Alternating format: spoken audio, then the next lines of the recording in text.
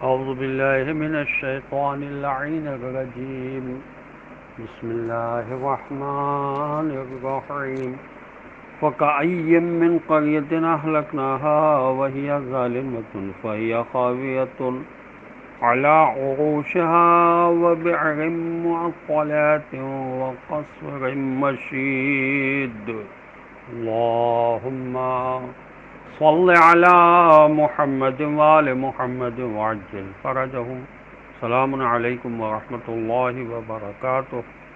اللہ تبارک و تعالیٰ کا شکر ہے کہ میں نے سورہ مبارک حج جو قرآن مجید کا 22 نمبر سورہ اس کی آیت نمبر 45 کی تلاوت کا شرف حاصل کیا، جس کا ترجمہ یہ ہے کہ پھر قابل فکر ہے کتنی ہی بستیاں ان کے ظلم کی وجہ سے ہم نے تباہ کی اور وہ اپنی چھتوں پر گری پڑی ہیں، اور کتنے کنویں اور اونچے قصر بیکار پڑے ہیں۔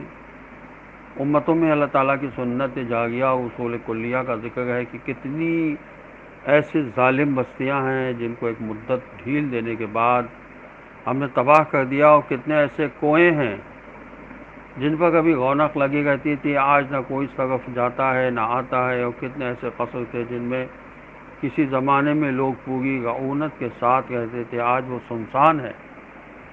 ایک شخص حضرت امام جعفر صادق علیہ السلام کی خدمت میں حاضر ہوا اور عرض کیا، دین کی بنیاد توحید و عدل ہے۔ اس بارے میں بہت سی علمی باتیں ہیں کہ عقل مند کے لیے جن کا جاننا ضروری ہے، آپ مجھے ایسی چیز بتائیں کہ ان کا سمجھنا آسان اور یاد کرنا سہل ہو۔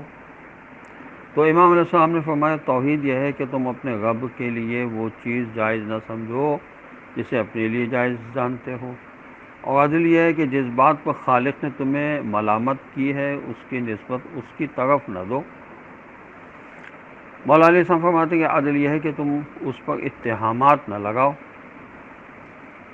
حضرت امام جعفر صادق علیہ السلام نے حشام بن حکم سے فرمایا، کیا میں تمہیں توحید و عدل کے بارے میں ایک جملہ نہ بتاؤں؟ اس نے عرض کیا، میں آپ علیہ السلام کے قربان جاؤں، ضرور بتائیے۔ تو امام علیہ السلام نے فرمایا، عدل یہ ہے کہ تم اس اللہ پر الزامات نہ لگاؤ، اور توحید یہ ہے کہ اسے اپنے وہم و تصور کا پابند نہ بناؤ۔ حضرت رسول اکرم صلی اللہ علیہ وسلم نے فرمایا کہ جس نے اللہ تعالیٰ کو مخلوق کے ساتھ تشبیہ دی اس نے اللہ کو نہیں پہچانا، اور جس نے بندوں کے گناہوں کو اس کی طرف نسبت دی اس نے اللہ کو عدل کی صفت سے موصوف نہ جانا۔ علیہ السلام فرماتے ہیں کہ ذلیل شخص کے علاوہ کوئی اور ظلم کو قبول نہیں کرتا۔ رسول اللہ صلی اللہ علیہ وسلم فرماتے ہیں کہ خدا اس شخص کو ذلیل کرے گا جو مخلوق پر ظلم کرنے میں ظالم کی مدد کرتا ہے۔ پیغمبر اسلام صلی اللہ علیہ وسلم اپنی سواری سے اترے اور اس کو خود لے جا کر باندھ دیا۔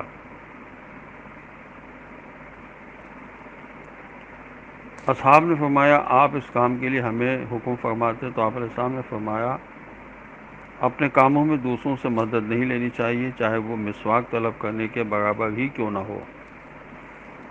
جنگ صفین میں جب معاویہ کے لشکر نے پانی پر قبضہ کیا تو پہلی فرصت میں حضرت علی علیہ السلام اور آپ کے اصحاب پر پانی بند کر دیا۔ حضرت علیہ السلام نے اپنے سپاہیوں سے فرمایا، یہ جنگ کا اعلان ہے، اور پھر اپنے سپاہیوں سے مخاطب ہو کر خطبہ دیا، جس کا عنوان یہ تھا کہ سپاہیوں تمہارے سامنے دو راہیں ہیں، یا تو ذلت کو قبول کر لو یا اپنی تلواروں کو دشمن کے خون سے سیراب کر کے خود آب فرات سے سیراب ہو جاؤ۔ اس وقت تمہاری حیات ذلت آور، تمہاری موت فتح مند ہے۔ اور جب آپ علیہ السلام اور آپ علیہ السلام کے اصحاب نے پانی پر قبضہ کر لیا تو اس وقت معاویہ کے فوجیوں کو پانی سے نہیں روکا۔ یہ ہے مولا کا عمل، اور مولا کی سیرت پر عمل چلتے ہوئے ہمیں بھی اپنے عمل کو اسی طرح سے سنوارنا چاہیے کہ ہم مولا علیہ السلام کے لیے باعث زینت بنیں، جیسا کہ مولا نے فرمایا، کونوا لنا زینا ولا تکونوا لنا شینا، ہمارے لیے باعث زینت بنو، ہمارے لیے باعث رسوائی نہ بننا۔ خدا ہمیں توفیق عطا فرمائے کہ ہم دین کو سمجھیں اور سمجھ کر اس پر عمل کریں۔ السلام علیکم ورحمۃ اللہ وبرکاتہ۔